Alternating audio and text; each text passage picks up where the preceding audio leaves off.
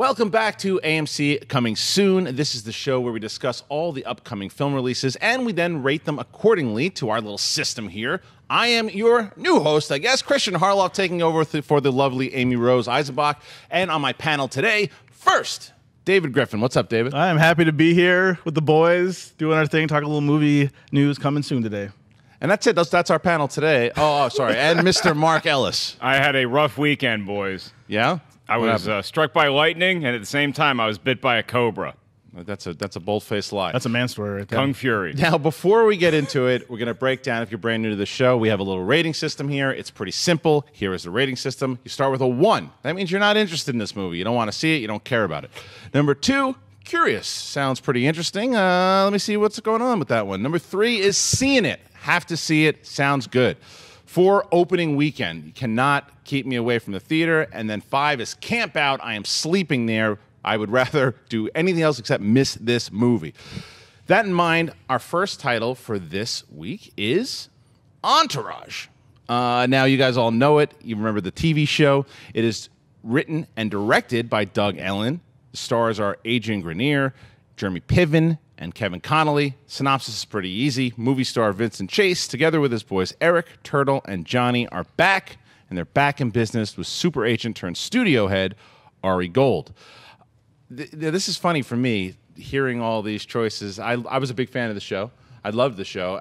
Like any other show, after a while, it has fatigue, but I thought these guys held together. It was a male Sex in the City. That's really what it was. It was geared for, and it delivered on that. And the cameos were amazing. So I'll start out here, and I'm going opening weekend. This is a movie to me that I think had enough time. Sometimes if it takes too much time, you're like, I don't know if people need it. It's been too long. I thought there was enough time I think it's been 3 or 4 years since the series has been gone. And to come back now, it's essentially a 2-hour, like 4 episodes. Great. Give me a beginning and give me a nice ending with a lot of laughs and good cameos. I'm in. But David, how about you? This is a camp out for me. I'm giving this a 5. Wow. Okay. Especially the first 2 seasons of Entourage, I enjoyed, especially the Aquaman arc with James Cameron was one of my favorite stories. I just love these guys' chemistry. I think they have great chemistry together that works. You really believe that they're friends that grew up together in New York, and I just can't wait to see that on screen, and especially all the cameos we're going to see. I mean, I think even the guys said they couldn't remember how many cameos they have. I can't wait to see, like, Tom Brady up there and everybody else. It's just, Busey. Busey's going to be on there. Busey's crazy, you know. I mean, I think it's just going to be a fun experience. What I'm curious, though, is how is it going to do at the box office, because it wasn't like HBO's most watched. It's not like we're doing like a Sopranos movie here or something like that. So I wonder if people that never watched the show are going to be like, you know what, I want to check this out anyway because of the star power that's in here, like the cameos, or is it, what do you think? I don't know how it's going to do, though. Mark? I'm seeing it. I'm giving it a 3. I like the show. I don't care about it. Every season I try to get back into Entourage, and like for 4 episodes I'd be locked in, and then something would happen, some monkey in the wrench, and I'm like, oh, this is just getting silly and ridiculous. I feel like that every season watching the show. So if you tell me it's a 2-hour movie and it's 4 episodes, that's perfect for me. Right. I just don't care about these people. Like, I'm not like, oh, I need to see what happened to them. However, I know I'm going to be entertained by this movie. I know it for a fact. The cameos, this is going to break the record for whatever Adam Sandler movie currently holds the record for most cameos in one movie. Oh, yeah. This is going to destroy it. And so that's exciting. It's fun to watch these guys interact with each other. They have fantastic chemistry. That's why you want to see this movie. I just don't need to see this opening weekend because I can't wait to see these dudes. I know I'm going to have fun with it. I can see this second weekend, third weekend. I'll tell you another reason for me why it's opening weekend is because we haven't had a great comedy yet in 2015. Not a really great one. So this one could have those laughs. And I think, David, what you said before, as far as I don't know how many people are watching, it's not as popular. Mm-hmm. Don't forget about Netflix as well, too, and the way people kind of have caught up to it. Because I've talked to people who are just, I mean, Ronda Rousey herself said in an interview that she was watching, binge watched during a fight camp, which not even for like research, and because she discovered it and couldn't stop. So there are people who have found, like any other show, but have found it. And I think that this new generation, or because they announced the movie, that they're binge watching now and catching up. So they're going in really fresh. You get jealous of those people who've never seen it before. So. And Entourage also lends itself to the big screen simply because of what the premise is that you have this guy who's this huge actor, and then you have Jeremy Piven. Him being Ari Gold and not being an agent anymore and now running his studio is one of the more intriguing subplots to me. So, yeah, I'm seeing it, just not that excited. All right. Well, it does have competition in the comedy department this weekend as well, because it's another team up with Paul Feig and Melissa McCarthy in the new film Spy. This one stars Melissa McCarthy, Jason Statham, written and directed by Paul Feig. The synopsis: a desk-bound CIA analyst volunteers to go undercover to infiltrate the world of a deadly arms dealer and prevent a diabolical global disaster. David, let's start with you. What's your ranking on this one? I'm definitely doing 3 with this one. Seeing it for sure. I definitely respect Paul Feig. He's brought the women out. And it's a huge market there, and he's actually made smart movies with great female characters in them, which is always a plus to see. Bridesmaids, of course, was great, and I'm excited to see this one just because of the cast. I love all the guys in it too. I love Jude Law, of course, and Jason Statham, just being a badass. Jason Statham's always a badass, and just I can't wait to see his banter with Melissa McCarthy. Guys, I know you two have already seen it, so I'll be curious to hear what you think, but I'm definitely going to go see this one. Mark? This is the one I'm seeing over Entourage opening weekend, yeah, because you throw Melissa McCarthy and Paul Feig, that 1-2 combination works so well in Bridesmaids and in The Heat. And when you have Jason Statham and Jude Law, who are two guys you don't necessarily associate with comedy right off the bat, playing in these roles, the trailers made me laugh out loud. And I like this particular genre of films. Forget about Spy Hard for a minute, okay? I really like Get Smart, and I like the Johnny English movies. Are they good?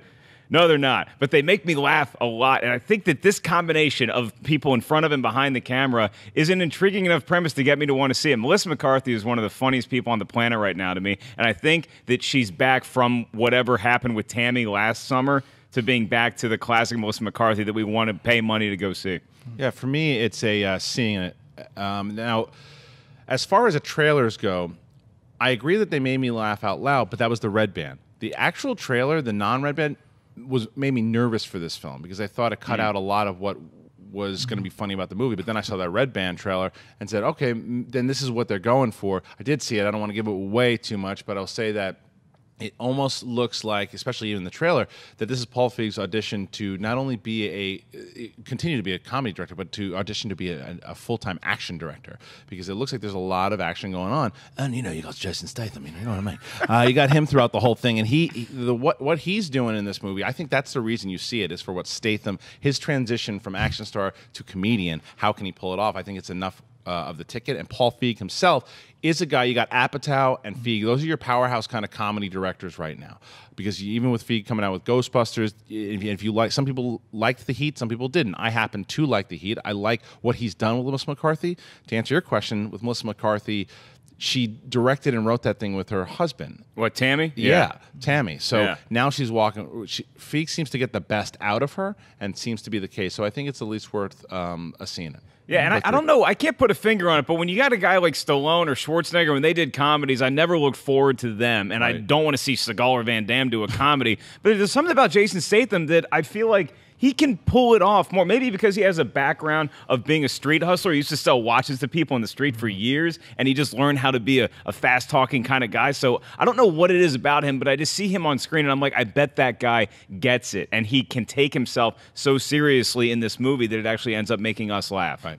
Yeah. Okay, now going into a franchise now, we've got a little bit of a horror. This is a little bit of a switch-up, and you got Insidious Chapter 3. It is written and directed by Lee Wannell, and it stars Dermot Mulroney, Stephanie Scott, and Angus Sampson. Synopsis is a prequel set before the haunting of the Lambert family that reveals how gifted psychic Elise Rayner reluctantly agrees to use her ability to contact the dead in order to help a teenage girl who has been targeted by a dangerous supernatural entity.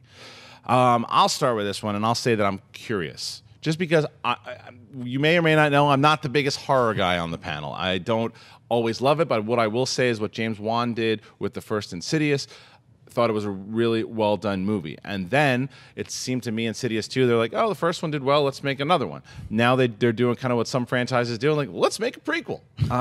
But I will say that I'm curious because of Dermot Mulroney. I'm curious because what I've seen so far in the trailer seems pretty creepy. I really like Angus Sampson. I think that this is going to be kind of how he joined the team. So definitely not going to be my first pick of the week, but I'm curious, Mark. I'm seeing it. I kind of feel the same way about this that I do Entourage, where the actual story itself doesn't really get me out of bed in the morning, but where I know as Entourage is going to entertain me, I know that Insidious 3 is going to give me those scares that I just cannot get enough of. When I'm in a movie theater, I love getting scared. It's one of my favorite things. Even last week with Poltergeist, which I killed on this show before it came out because I didn't think it looked scary at all, it still gave me enough chills to where I'm like, all right, that was satisfying for the bucks that I paid. For Insidious 3, the second one was not as good. However, Insidious 3, it's a prequel, and that scares me. But I think that they're taking the source material more seriously, and I think that they realize that Insidious 2 it wasn't scary. The story wasn't terrible. It just didn't have a lot of scares. So I think Insidious, going back into that, they're going to get, yes, it's going to be a lot of jump scares. It's going to be a lot of that kind of thing, but I like seeing that stuff. I'm a horror fan. These are fun movies to see in the theater, so I'm seeing it. David? So I'm with you, Kristian. I'm not a big horror fan. I like, I guess, slow burn horror. Alien is one of my favorite movies, of all time. So I like the kind of horrors that kind of build up more. I guess more the suspense. It's not really true horror. I guess it's more the suspense. But unless somebody tells me, like, you have to check this out. Like for me, last one I was really excited to see was The Conjuring. It's been a few years now, but everybody said it was so good, and I saw it. I was like, well, it's really good. It's a lot of suspense, but the slasher, the really bloody stuff, just doesn't really do anything for me. When I see a horror movie that's on its third legs right now and it just kind of keeps going and going, I'm like, how much is it going to suffer from it's its third time out? Like, is it going to be as good as the original that James Wan did? So for me, I'm curious because this franchise has done so well, but I'm not excited to see it. I can't get pumped for it right now. As a Star Wars fan, it's always great to see Darth Maul back on screen. I hope we get to see that dude again. I'm sure we will. All right, and lastly, there's a little film called Dawn Patrol. This is directed by Daniel Petrie Jr., written by Rachel Long and Brian Pittman, and it stars Scott Eastwood, Rita Wilson, and Jeff Fahey, the lawnmower man himself. The synopsis is way back. A surfer turned Marine held at gunpoint in a distant desert tells his tragic story of a revenge gone wrong to stall his execution. Mark, how excited are you for Dawn Patrol? This looks more like Point Break than Point Break looked like Point Break. So the new Point Break trailer looked like the old Point Break, not so much. Dawn Patrol, yeah, okay. I'm curious to see this. I can't quite go to seeing it. I don't know that much about this. The trailer was the first I'd ever heard of it. Obviously, I love Jeff Fahey for, he's been in a lot of weird stuff over the years, a lot of direct-to-video stuff, but he always commits to whatever he's doing, so good on Fahey. Scott Eastwood, he starts to look like one of these guys that might have a screen presence after all. So I got lucky. I didn't have to see that Nicholas Sparks disaster he was in where he played a bull rider. Going to New York City, missed that one. So, look, you combine surfing, you combine Marines, you combine a little bit of an action premise that I'm intrigued, so I can at least be curious. I'm not sure I'm paying money to do this yet. I have no idea what this movie is. I'm not interested. just from looking at the trailer, I'm not interested. I'm so clueless the way that they cut this thing together. It looks like a mess already in the trailer. But like you said, I believe that Scott Eastwood is going to be a presence, not just because of his name. There's something about him. Like maybe he starts off on, like you sports analogies, on a really bad team and then just gets traded eventually and he becomes a superstar because he's got the presence. The thing that I went, oh, wait a minute, I'm interested for a second was when I saw Rita Wilson and when I saw Fahey. Otherwise, I really don't know what's going on. He's surfing and then there's a gun and then he remembers a girl's name that his friend doesn't, and that's all I can tell you about the story. I have no idea what this is. So, and I think that they shot it, or it was supposed to come out in like 2014. Now it's getting a limited release. Now, I don't care. I'll give it a 2 just because of the writer, director Petrie. I think he did do the Beverly Hills Cop franchise, and I'm a big fan of Beverly Hills. Right? Yeah. So wrote it. So I'm a big fan of Beverly Hills Cop. So I'm curious, but it doesn't look like it's that kind of a movie. It looks like it's trying to be really serious and deep, but you watch the trailer, like Kristian said, I just don't know what it is. I feel like the synopsis gives it a much better description than the trailer does. So I can't imagine if you watch this, you're going to look at it and be like, what am I seeing here? So I'll give it 2. I'm curious because of the writer. But that's about it's a hard way to sell it. Like, from the guy that wrote Beverly Hills Cop and from Clint Eastwood's Kid comes Dawn Patrol. Right. I'll try something new real quick before we go, though, too. So all the movies out today, what do you got? Which is the one you're picking to go see? I'm going Spy. Spy. I'm going to go Entourage. So you camped no, out for that's right. Entourage. Yeah, You camped out. I'll go You Entourage. camped Yeah, out. I'm camping out. Yeah. All right, so I put you on the spot. I put you on the spot. And with that, we're done. Thanks for joining us on another episode upcoming soon. I'm Kristian Harloff, and I'd like to thank my panel again. First, David Griffin. Where can they find you? Yeah, I am on Twitter at GriffinDE. All right, Mr. Ellis. Yeah, at 5150 Ellis. Tweet me and let me know what you think of Insidious 3. And you can check me out at Kristian Harloff on both Twitter, Instagram, and watch AMC Jedi Council every Thursday. And thank you so much. Make sure you comment here. Tell us what movies you want to see, and check out AMC Theaters. Get your tickets. Go check out these movies and let us know exactly what you thought after you saw them. Come back. That's what the episodes are here for. All right, guys. Thanks a lot. See you next week.